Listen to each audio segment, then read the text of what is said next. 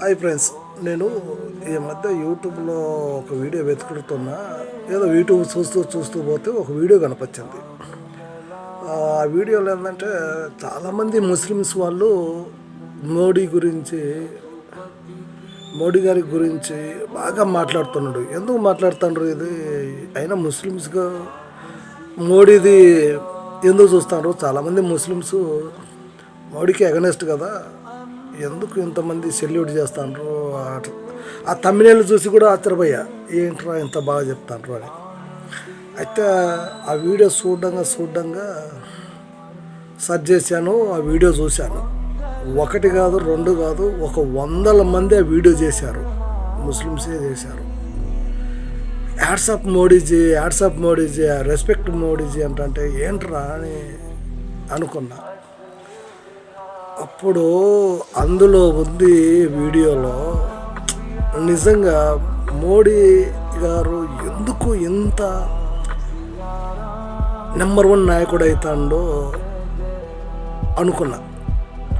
ఎక్కడ ఎవరికి ఏంటి, ఏ టైంలో ఏమి, ఎవరికి సమాధానం చెప్పాలని రెస్పెక్ట్ ఇచ్చే గొప్ప వ్యక్తి మోడీ గారు నాకు అర్థమైంది. ఎలాగంటే ఆ వీడియో చూస్తే మీరే आश्चर्य। और इसलिए मैं आज आपके पास आया हूं। हिंदुस्तान का अगर भला करना है, मैं साफ इस बात को समझता हूं,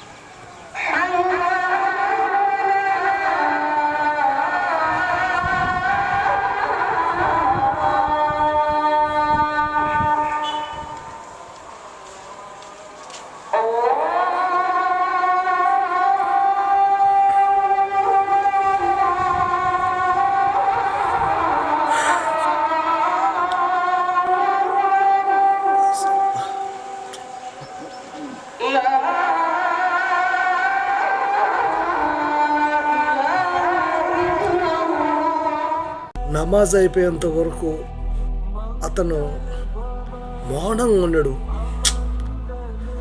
నాకు కళ్ళల్లో నీళ్ళు వచ్చాయి. అసలు ఆ రెస్పెక్ట్ ఈ అమ్మాయి నాకైతే అంతకుముందు వాళ్ళ వీడియోలో చూశాను. ఎవరైతే వీడియోలో యూట్యూబ్లో బాగా హైప్ చేస్తారో ఆ వీడియోలో చూశాను.